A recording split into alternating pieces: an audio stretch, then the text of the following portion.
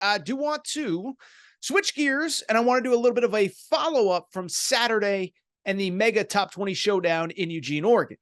By now, everybody knows what happened. Colorado goes to Oregon. Oregon is a 21-point favorite.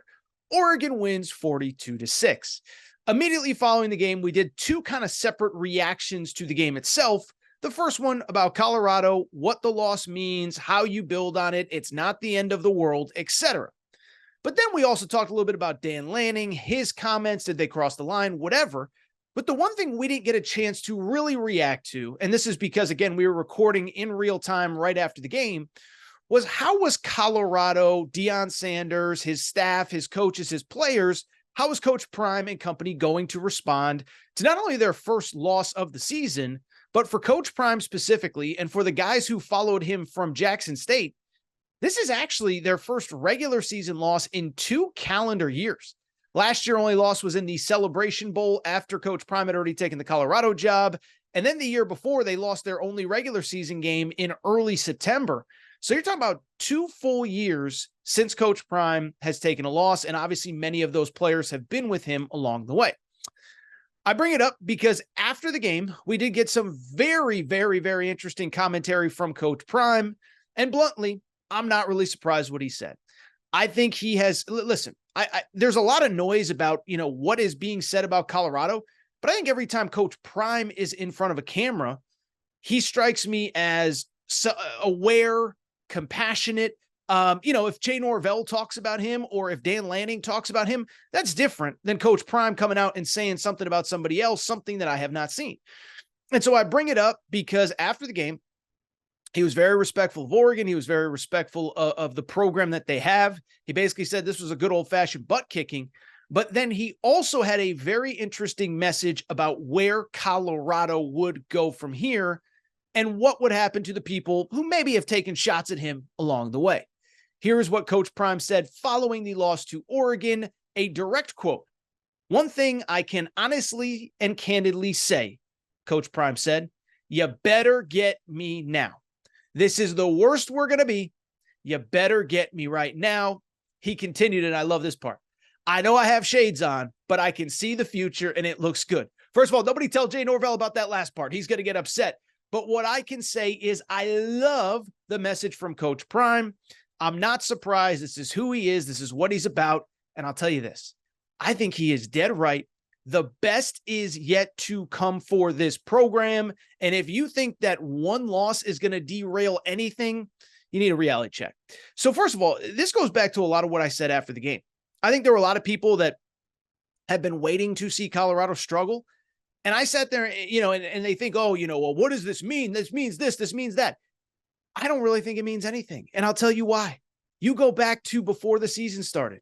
Colorado, the over-under win total was 3.5 in Vegas, and most of the money came in on the under. Bottom line is most professional bettors, the people that follow this stuff for a living, they thought the ceiling for this Colorado team was 3-9.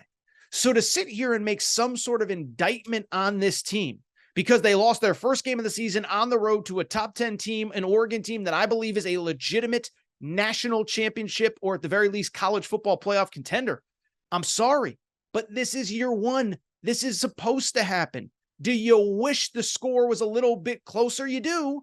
But what I would say is Colorado, a couple things. One, they have already essentially overachieved this season. Starting 3-0 is something I don't think anybody really predicted. They're going to get more wins because after USC this weekend, they have at Arizona State and Stanford, the 2 worst teams in the Pac-12. And so I think realistically, they're going to be 5-2 at worst going into their bye a couple weeks from now. So by any stretch of the imagination, this team has already overachieved. I believe they're going to continue. And the goal was never to win a national championship this year. Is it nice? Is it fantasy land? Would it be the greatest thing in the world? It'd be the greatest story that we've ever seen. But to me, the goal for Colorado has always been, especially after you start 2-0 against TCU and Nebraska, get to at least 6 wins, get to a bowl game, get an extra months of practice, get an extra game under your belt, and then really build towards 2024. So anybody that's sitting here saying, this proves everything they lost to Oregon. Well, Oregon's awesome. Colorado's in year one of a rebuild, and the goal was never to win the national championship. They were probably going to lose at some point because pretty much every first-year head coach loses some games along the way. And so I bring it up because that was never the end game. And I don't think any big statement was made by Oregon. Oregon's awesome. I don't think it speaks badly to Colorado because Oregon's going to do that to a lot of teams. But the other part that I do want to get to, and I think this is just as important, and this is something we've hit on quite a bit here over the last couple of weeks. What Coach Prime said in the postgame is everything I have been telling you for weeks now. Coach Prime said exactly what I've said on this show at least 3, 4, 5 times. This Colorado team, the one that people think is overrated because they started 3-0 and got a lot of hype. They're now 3-1. This is the worst team that Coach Prime is going to have at Colorado, period, bar none, end of story, okay? That is the bottom line. That is the truth, and here's why. One, first of all, they could return most of their marquee players a year from now, okay? Just for fun, I went back and looked it up in the lead up knowing I was going to talk about this. So forget recruiting, forget the portal. We'll get to all that in a minute. Off of this year's team, here are some of the players who could be back a season from now. Deion Sanders. We know Coach Prime has said maybe he'll come back, maybe he won't. Actually, Coach Prime said he's definitely coming back. We'll see if he does. He's a potential top 10 pick. Shiloh Sanders, Coach Prime's older son. Coach Prime seems to think he's coming back. Travis Hunter has to come back next year. Only a sophomore, not even eligible for the NFL draft, not eligible to transfer. Not that Coach Prime's leaving, but he's not eligible to transfer anyway because he used his one-time transfer.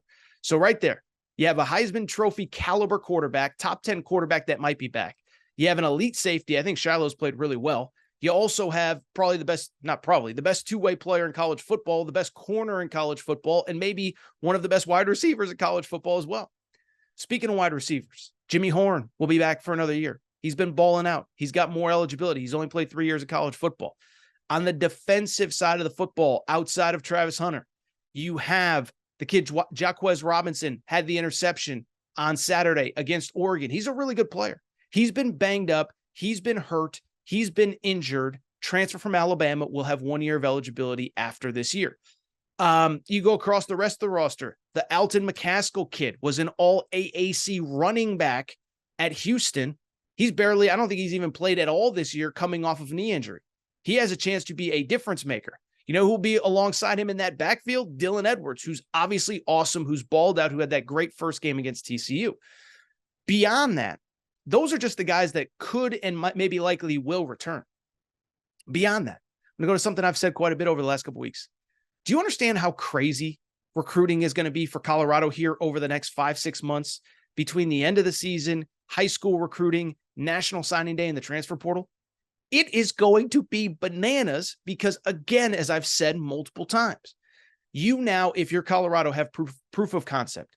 You've proven you can win at the highest level. You've proven, and anybody who followed at Jackson State should know this, but you've proven that this isn't just a show.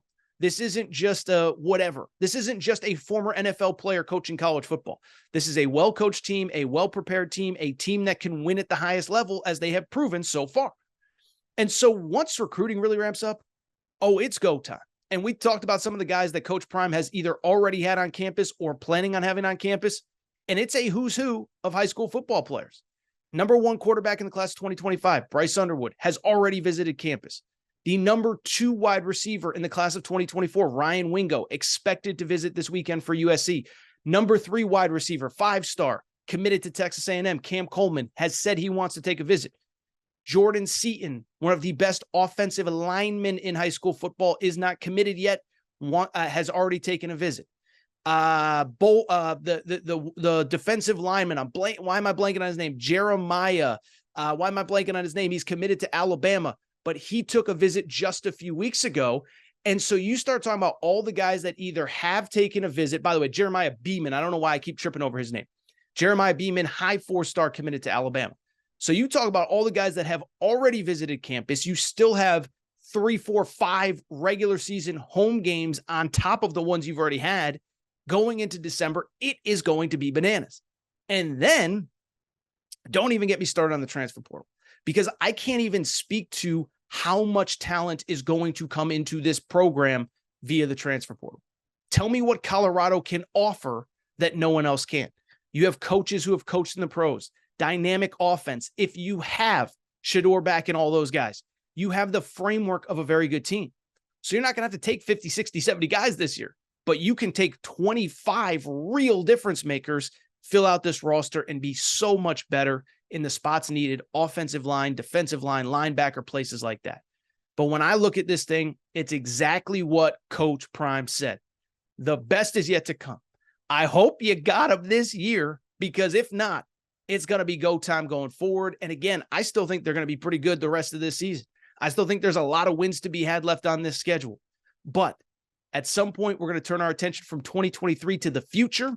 And the future is very bright. And as I've told you many times, if you think the storylines coming out of this season are crazy, wait until recruiting starts, because that's when it's about to get bananas. If you enjoyed this video, do me a quick favor, subscribe, hit that little subscribe button at the bottom of the screen to the Aaron Torres Pod YouTube channel. Also, new episodes of the Aaron Torres Podcast drop every Monday, Wednesday, and Friday, Apple, Spotify, wherever you get your podcasts.